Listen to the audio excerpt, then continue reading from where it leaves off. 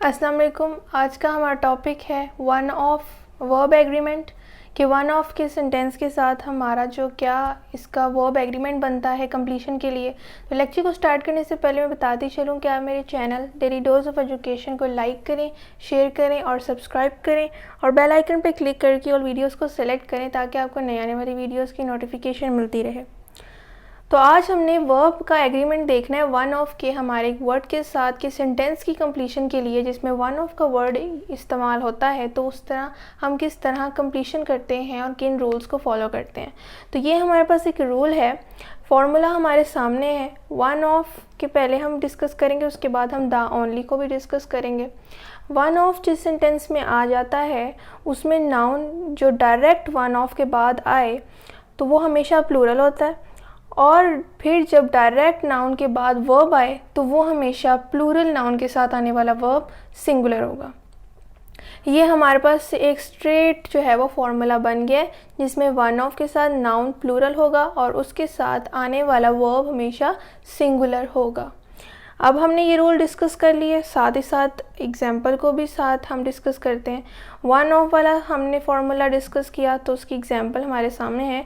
One of हमारे पास ये word आ गया, साथ में माय फ्रेंड्स ये हमारे पास नाउन है प्लूरल में, और इसके साथ बाद में आने वाला डायरेक्ट वर्ब जो है वो सिंगुलर होना चाहिए अकॉर्डिंग टू आवर फॉर्मूला। तो यहाँ पर वर्ब हमारे पास सिंगुलर है और आगे सेंटेंस कंप्लीट हो गया।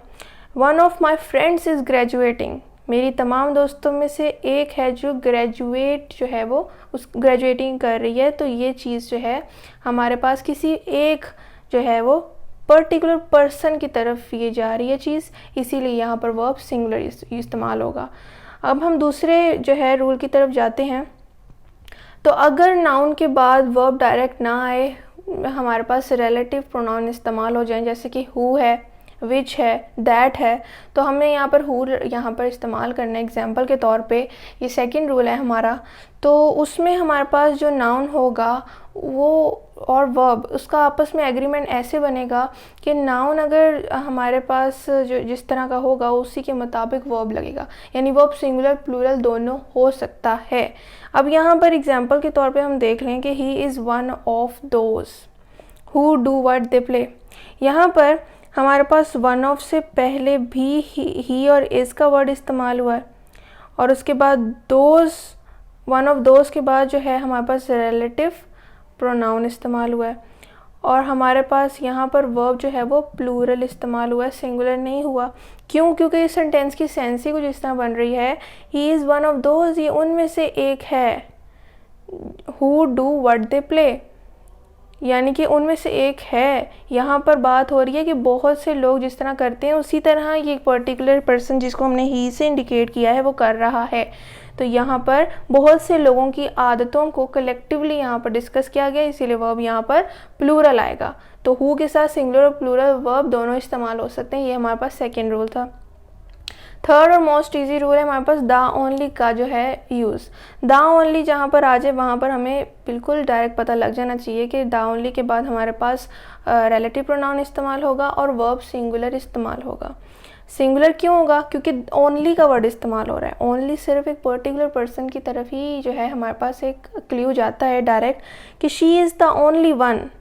द ओनली वन यहाँ पर लिखा हुआ है, ऑफ द वुमेन यानी तमाम औरतों में से वो एक है।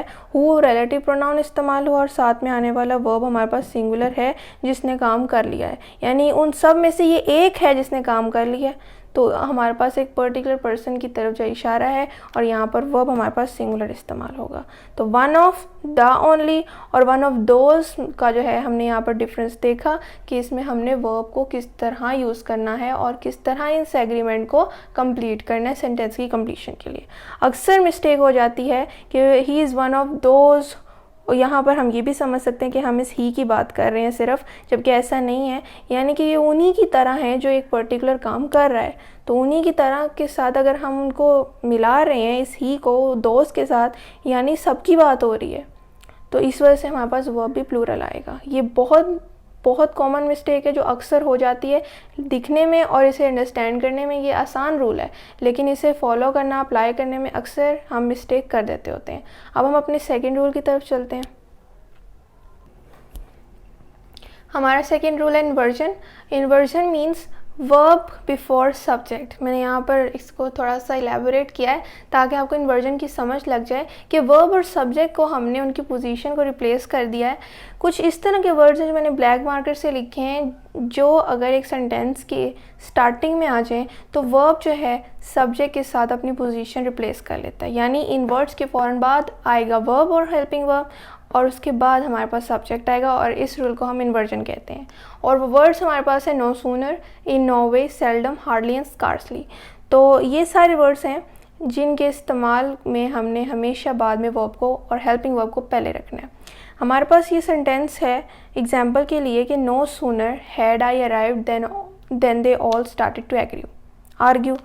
नो सूनर हमारे पास वो वर्ड है जो हमने यहाँ पर डिस्कस किया उनमें से एक है, और उसके फ़ौरन बाद हमारे पास आ रहा है हेल्पिंग वर्ब और फिर हमारे पास आ रहा है सब्जेक्ट। तो ये सेंटेंस बिल्कुल करेक्ट होगा, हमें आगे देखने की ज़रूरत ही नहीं है क्योंकि हमारे रूल में जो चीज़ मैटर करती है वो ये फर्स्ट 3 वर्ड्स हैं।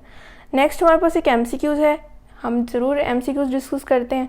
तो अंडर नो सर्कमस्टांसेस हमारे पास बिल्कुल एक, ये सिर्फ मैंने यहाँ पर 5 वर्ड्स लिखे हैं, वरना इस तरह के बहुत से होते हैं जो कि आपने याद करने हैं, और आपको वैसी सेंटेंस की जो है वो स्टार्टिंग देके पता लग जाएगा कि ये कौन सा रूल है। तो अंडर नो सर्कमस्टांसेस को देख के हमें पता लगता है कि इन्वर्जन का रूल है।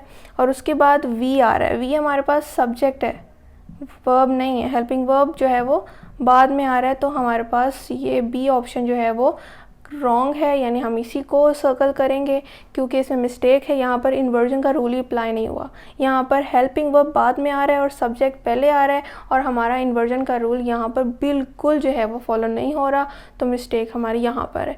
हमारा आना चाहिए था सेंटेंस करेक्ट है कि under no circumstances can we accept this, तो ये चीज़ होनी चाहिए थी, हेल्पिंग वर्ब बाद में आया जिसकी वजह से बी ऑप्शन हमारी रॉन्ग है। तो ये था आज का हमारा टॉपिक जिसमें हमने 2 रूल्स डिस्कस किए, इन्वर्जन का और वन ऑफ का वर्ब एग्रीमेंट। तो आई होप आपको आज के लेक्चर की समझ आई होगी। अगर फिर भी कोई क्वेश्चन हो तो आप कमेंट में ज़रूर पूछें। मैं फिर बताती चलूँगी, आप मेरे channel daily dose of education को लाइक करें, शेयर करें और सब्सक्राइब करें, और बेल आइकन पर क्लिक करके और वीडियोज़ को सेलेक्ट करें ताकि आपको नए आने वाली वीडियोज़ की नोटिफिकेशन मिलती रहे। शुक्रिया, अल्लाह हाफ़िज़।